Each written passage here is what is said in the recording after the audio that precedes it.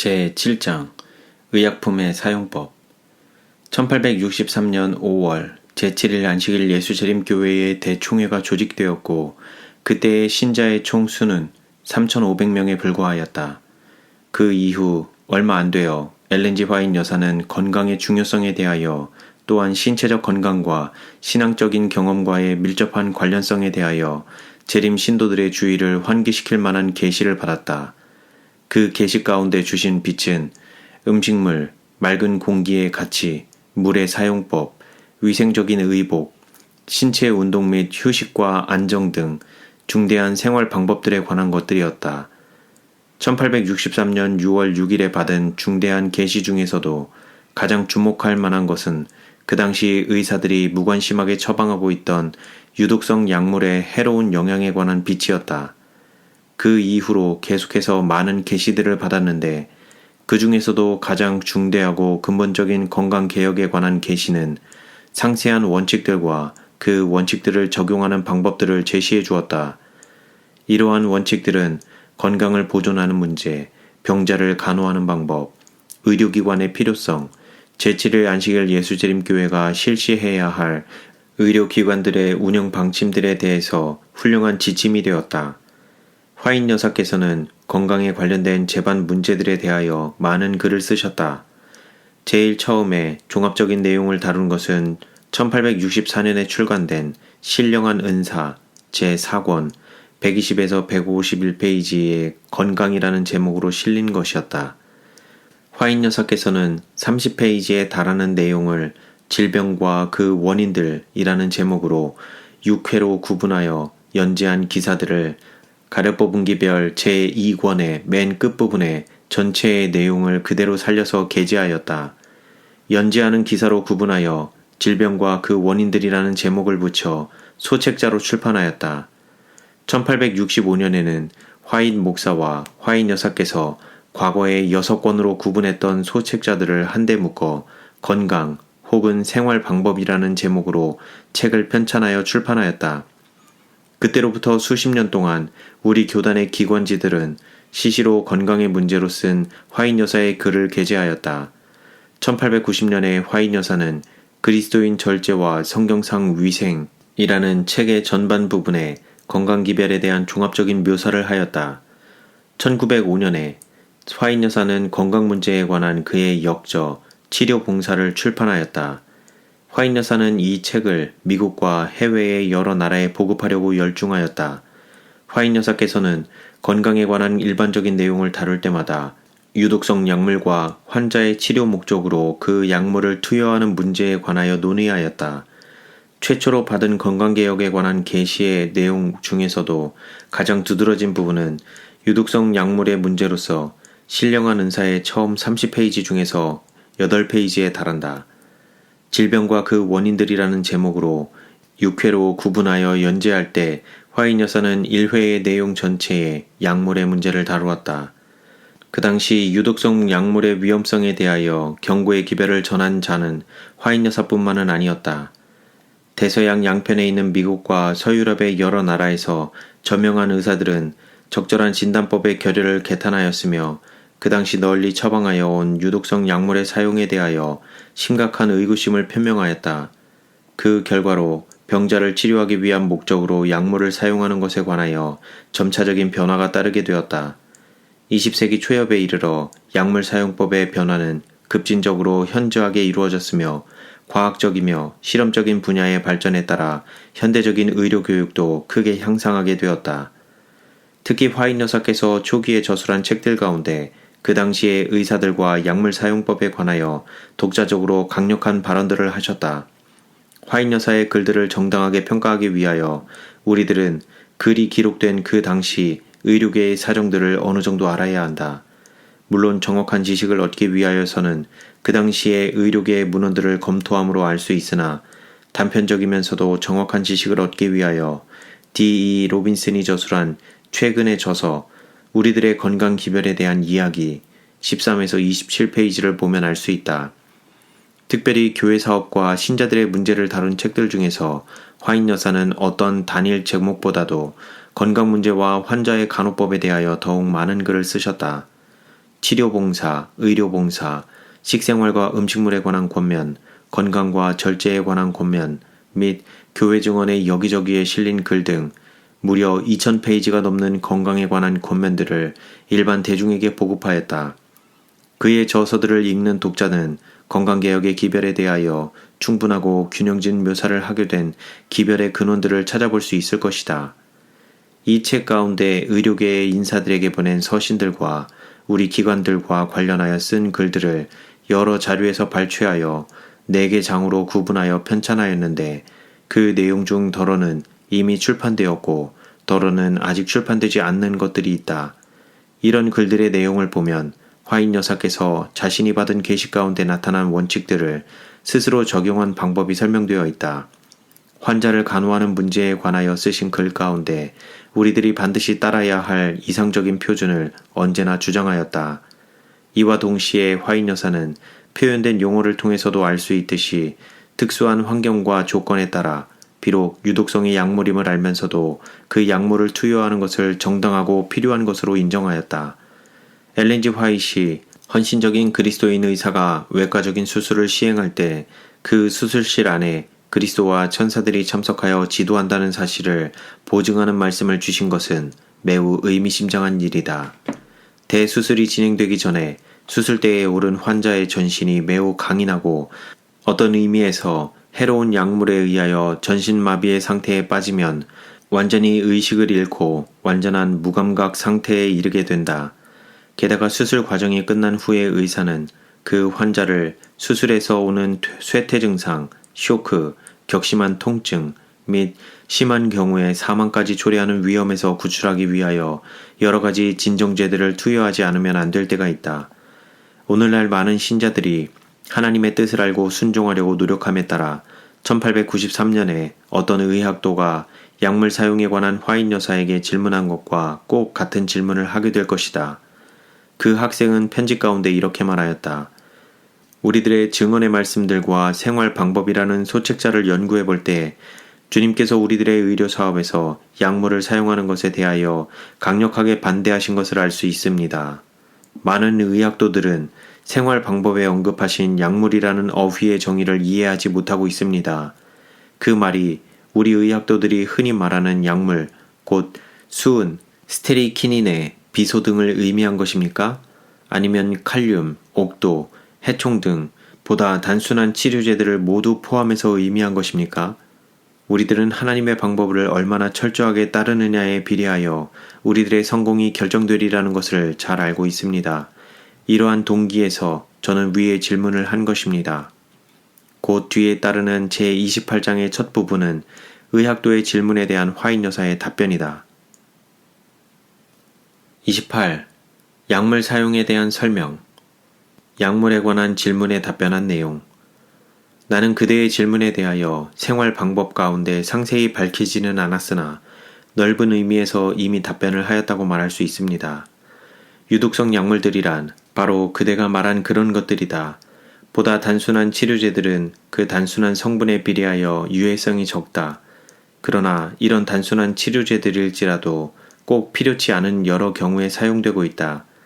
모든 가족들이 저들 스스로 사용할 수 있는 풀들이나 나무 뿌리들이 있는데 저들에게는 변호사를 부를 필요가 없을 정도 이상으로 의사를 부를 필요가 없을 것이다. 의사들이 조제하여 처방할 수 있는 완전히 무해한 약들이 어떤 것들이든지 나 자신이 정확하게 열거할 수 없으리라고 생각한다. 그렇기는 하나 이 문제를 가지고 논쟁을 벌이는 것은 지혜롭지 못한 일이다. 일반 진료 의사들은 위험한 조제약들을 사용하는 일에 매우 열중하고 있으며 나는 그런 것들을 의지하는 것에 대하여 단호히 반대하고 있다. 그런 조제약들이 악화되는 증상을 다소 저지할지는 모르나 결코 병을 치유하지는 못한다. 이런 약물들을 처방하는 많은 의사들은 그 동일한 약을 자기 자식들에게는 투여하지 않을 것이다. 만약 저들에게 인체 조직에 대한 총명한 지식이 있고 섬세하고 놀라운 인체의 기능 작용을 이해한다면 우리 인간이 얼마나 두려울 정도로 신비하게 창조되었다는 것을 깨달아 알 수 있으며 이런 강한 약물의 극소량도 살아있는 인체 조직 안에 침투하지 못하게 해야 할 것이다. 약물 투여의 결과에 대한 비참한 문제가 내 앞에 전개되었을 때에 제7일 안식일 예수 재림교인들이 건강을 파괴하는 발명품들을 버리고 의사들이 위생적인 원칙으로 환자를 치료할 수 있도록 보건기관들을 설치해야 할 것에 대한 빛을 받았다. 중대한 의무는 철저한 교육을 받은 간호원들과 의사들을 배출하여 저들이 경계에 경계를 더하며 경계에 경계를 더하고 교훈에 교훈을 더하며 교훈에 교훈을 더하게 하는 일이다. 습관들을 고치게 하며 건강한 생활 원칙들을 지키도록 사람들을 교육해야 하며 단 한 번의 예방이 10번의 치료보다 훨씬 낫다는 것을 기억해야 한다. 이런 분야에 관련된 강의나 연구는 가장 가치 있는 것임이 판명될 것이다. 다른 명백한 설명. 유독성 약물이 해로운 영향을 남기는가? 인체 조직에 해로운 영향을 남기는 것은 어떤 것이든 몸에 침투하지 못하게 해야 한다. 가장 단순한 치료제일수록 인체에 도움을 주며 사용한 후에도 아무런 해로운 영향을 남기지 않을 것이다. 혈액에 독소가 생기게 하는 물질들. 우리들은 우리들의 위생병원에서 단순한 치료제들을 사용하는 것을 주장한다. 약물을 사용함으로 혈류 속에 독소가 침투하기 때문에 우리들은 약물의 사용을 만류하고 있다. 우리 의료기관에서는 먹는 방법, 마시는 방법, 입는 방법 및 사는 방법 등을 현명하게 가르쳐 건강을 보존할 수 있게 해야 한다. 유독성 약물의 부담을 증가시킨 후에 그 난관들을 조정하려고 애쓰지 말라. 각종 유독성 약물. 의사들의 처방에 따랐든지 혹은 그 사람 자신이 스스로 먹었든지 간에 인간의 위장 속에 들어간 모든 유독성 약물은 인체기관에 격렬한 작용을 일으키며 전체의 생리기관에 손상을 입힌다. 활력소를 파괴함.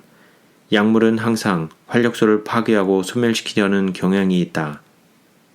해로운 결과를 남기는 유독성 조제약.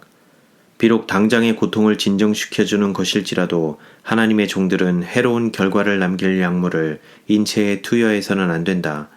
식물성이나 광물성의 모든 유독성 조제를 인체에 흡수시킬 때 비참한 영향을 남기게 되고 간장과 폐에 변화를 일으키며 전반적으로 인체 조직에 혼란을 일으킨다. 유독성 약물의 치명적인 후유증. 자연계의 단순한 치료제들은 유독성 약물을 사용하는 자들이 흔히 느낄 수 있는 치명적인 후유증을 남기지 않고 병 증상을 회복시키는 데 도움을 줄 것이다. 그런 약물들은 환자 자신이 스스로 도울 수 있는 힘을 소멸시킨다. 단순하고 위생적인 식물을 섭취하고 한 끼에 여러 가지 음식을 취하여 위에 과중한 부담을 주지 않도록 조심함으로써 환자들이 스스로 얻을 수 있는 이 힘을 활용하도록 가르쳐야 한다. 환자들을 교육하는 과정에서 이런 모든 내용들을 포함시켜야 한다. 건강보존법, 질병을 피하는 방법, 필요할 때 휴식과 안정을 취하는 방법 등에 대하여 상세히 지도해 주어야 한다. 약물 투여에 관한 권면. 꼭 필요한 경우란 극히 드물다. 점차로 사용 횟수를 경감시켜라. 일반적으로 행해지고 있는 약물 치료는 하나의 저주거리이다. 약물에서 멀리하도록 교육하라. 가급적 약물들을 적게 사용하고 위생적인 요소들을 더욱 의뢰하도록 하라. 그렇게 할 때 자연계의 능력, 곧 맑은 공기, 깨끗한 물, 적당한 운동, 맑은 양심 등은 하나님을 섬기는 의사들에게 좋은 반응을 보일 것이다. 계속해서 차, 커피, 육류를 사용하는 자들은 약물의 필요성을 느낄 것이다. 그러나 만약 건강 법칙들을 지키기만 한다면 많은 사람들은 한 알의 약을 먹지 않고도 병을 회복할 수 있을 것이다. 필요한 약물일지라도 가급적 적게 사용하라. 약물을 덜 사용하도록 노력하라. 의사들은 의료 행위에 따르는 치료 과정에서 약물의 사용량을 증가시키는 대신에 더욱더 경감시키려고 노력하라. A 의사가 건강요양소에서 왔을 때 그는 자기의 지식과 위생관념을 제쳐놓고 거의 모든 질환에 동종요법, 약물을 대량으로 사용하면 건강체의 환자와 비슷한 증세를 일으키는 환자에게 소량으로 투여하는 요법인 동종요법의 약물을 소량으로 투여하였다. 이것은 하나님께서 주신 빛을 거역하는 것이었다. 그러므로 거의 어떤 형태의 약물이든지 피하도록 가르침을 받은 우리 신자들은 전혀 다른 교육을 받고 있었다. 성분이 강한 약물은 사용할 필요가 없음. 의사들은 병으로 신음하는 자에게 질환을 예방하기 위하여 저들이 반드시 따라야 할 과정을 교육하는 것을 우선적인 임무로 여겨야 한다. 우리들의 노력에 의해서 우리가 접촉할 수 있는 모든 자들에게 병과 고통, 신체 조직의 파괴와 조사에 대한 예방이 병 치료의 최선의 방침임을 계몽시킴으로써 가장 큰 성과를 거둘 수 있다. 그러나 신체적 및 정신적인 능력이 소모된다고 하여 이런 일에 전혀 관심을 표명하지 않는 자들은 서슴지 않고 약물을 투여할 것이며 비록 의사들의 견지에서는 병을 고쳤다고 주장할는지 모르나 그런 약물은 인체 조직에 이중으로 해를 주는 기본적인 영향을 남겨놓게 된다. 자기의 명예를 위협하는 모험을 무릅쓰고라도 단순한 사실들을 입증하여 질병의 본질과 예방법을 가르치며 약물들을 의지하는 위험한 습관들을 지적해주는 의사는 사업의 번영을 누리게 된다. 결국 그는 자신도 살리고 남들도 살리는 명의가 될 것이다. 만약 그가 진정한 개혁자라면 거짓 식욕과 먹고 마시고 입는 것에 대한 파괴적인 방종, 그리고 한때 다량의 일을 과중하게 하므로 성벽과 체력과 정신력에 파멸적인 영향을 끼치는 문제 등에 관하여 솔직하게 말해줄 것이다. 건강에 도움이 되는 바른 습관들을 지혜롭고 끈기 있게 실천해 나아갈 때 질병의 원인이 제거될 것이며 강한 성분의 약물을 필요로 하지 않게 될 것이다. 많은 사람들은 점차적으로 건강을 해치는 방종에 빠지고 있으며 최대한으로 부자연스러운 조건을 조성하고 있다. 보편적인 현상. 보편적으로 행하여지고 있는 약물 투여는 하나의 저주거리이다. 지혜롭게 투여할 때 덜 위험함. 약물을 투여하지 말라. 사실 현재 의사들이 행하고 있는 것보다 좀 더 지혜롭게 투여할 때 덜 위험할 것인데 많은 의사들은 약물을 잘못 투여하므로 주님의 소유물인 인간의 생명에 해를 끼치고 있다. 약물 사용을 거의 완전히 중지하라. 우리 의료기관들은 위생적인 방법으로 병자를 치료할 수 있기 위하여 설립되었으므로 약물 사용을 거의 완전히 중지하라. 약물을 처방하는 일로서 인체를 무자비하게 다루므로 인간의 생명에 관하여 피상적인 관심을 보이는 사람들은 하나님의 두려운 심판을 받게 될 것이다. 우리들의 무지로 말미암아 자신들도 이해하지 못하는 여러 가지 병명으로 유독성 약물을 우리들의 위 속에 투입시키므로 하나님의 전을 파괴시키는 것은 용서받을 수 없는 일이다. 그러한 모든 처방들을 거부하는 것은 우리들의 의무이다. 우리들은 천연계 자체의 섭리에 의해서 질병들을 치료할 수 있고 사람들이 아플 때에 저들 스스로 치료하는 방법을 가르칠 수 있는 위생병원을 호주에 설립했으면 좋겠다. 그런 기관에서 사람들은 완전한 음식을 절제 있게 먹기를 배우고 일체의 마취제들, 곧 차와 커피와 술과 모든 종류의 자극제와 죽은 동물의 고기를 거부하도록 교육받게 될 것이다. 이상적인 표준, 궁극적으로 약물 투여를 중단하는 것임. 그대들이 가장 진정한 의미에서 생리학을 이해한다면 그대들의 약물 청구서는 매우 적어질 것이며 궁극적으로 그대들은 약물 투여를 중지하게 될 것이다. 의료 행위에 있어서 약물 투여에 의존하고 있는 의사는 자기 자신이 인체 조직의 섬세한 기능을 이해하고 있지 못한 사실을 드러내고 있다. 그는 인체 조직 안에 평생을 통해서 파괴하는 특성이 결코 없어지지 않는 씨앗을 심고 있는 것이다.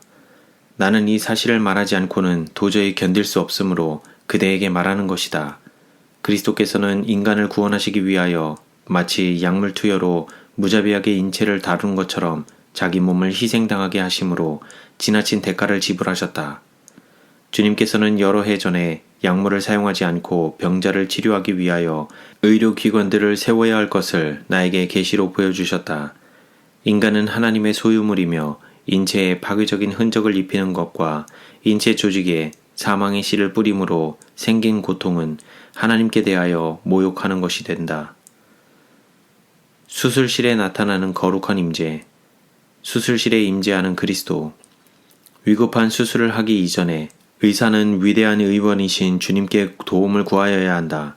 그는 환자에게 하나님께서 괴로운 체험을 안전하게 통과하게 하실 수 있다는 것과 모든 고통스러운 시련 속에서도 당신을 신뢰하는 사람들을 위하여 주님께서 확실한 피난처가 되신다는 보증의 말씀을 전해주어야 한다. 구세주께서는 병실에 임재하시며 수술실에도 임재하신다. 주님의 능력은 당신의 이름의 영광을 위하여 위대한 일들을 성취하실 것이다. 수술은 믿음을 부인하는 것이 아님. 우리들이 하나님의 허락을 주장하고 나서 우리들의 믿음에 일치하게 하나님께서 지정하신 모든 방법들을 활용하고 또한 하나님을 신뢰하는 것은 우리들의 특권이다. 만약 외과 수술이 필요하고 의사가 기꺼이 그 수술을 맡아 시술하려고 한다면 그 수술을 받는 것이 믿음을 부인하는 일이 아니다.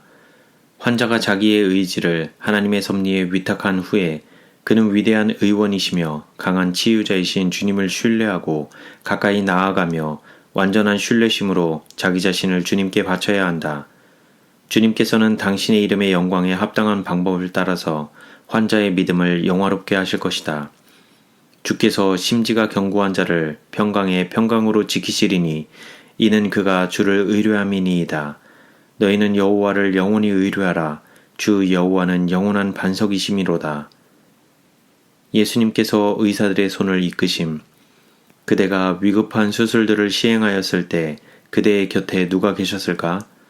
그대를 위기 가운데서 평온하고 침착하게 하고 민첩하고 예리한 판단력과 밝은 시력, 안정된 신경과 능숙한 정밀성을 그대에게 주신 분이 누구일까? 주 예수께서는 그대가 행할 일을 지시해 주기 위하여 당신의 천사를 그대 곁으로 보내셨다. 한 손이 그대의 손 위에 얹어져 있었다. 내가 움직인 것이 아니라 예수님께서 그대가 사용한 기구들의 동작을 지도하셨다. 그때는 때때로 이런 엄숙한 사실과 그대 자신을 지배한 놀라운 침착성을 깨달을 수 있었다. 그대는 감히 서두를 생각은 하지 못하였으나 한순간도 놓쳐서는 안 될 것을 깨달은 상황에서 그대는 민첩하게 일하였다. 주님께서는 그대에게 큰 축복을 베푸셨다.